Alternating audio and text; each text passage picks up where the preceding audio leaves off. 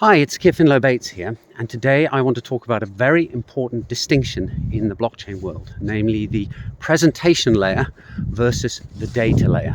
So the data layer is the data that is in the actual blockchain. That's the single view of the truth that these distributed ledgers manage to build for us, whereas the presentation layer is what a Web3 website shows you by retrieving data from the blockchain and putting it on a web page, so you have a handy user interface for the user to be able to interact with the blockchain.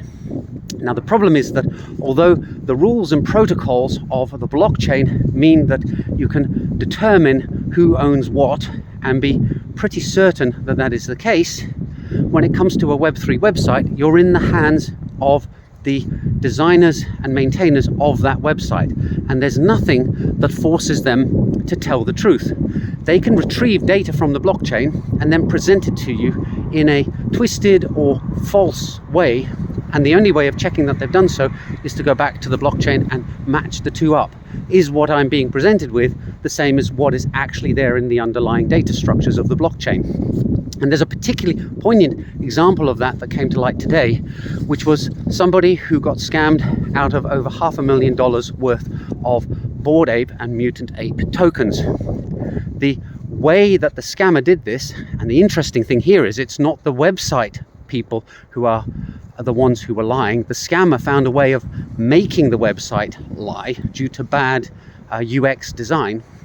The scammer made some spoof worthless tokens, but the images that those tokens pointed to had the verified checkmark inside the image. So they made an image which was actually a snapshot of a valuable token with the checkmark that this Web3 website used to say it's verified actually inside the image. And as a result, when the Bored Ape token holder went to swap their tokens, the website showed them a picture that convinced that person that they were getting valuable tokens. But of course, that checkmark wasn't a real checkmark from the website. It was a fake one in the image. And this is where the design of the website is particularly appalling, because the checkmark should have been to the side or underneath the image, not inside it. That would have prevented this kind of scam.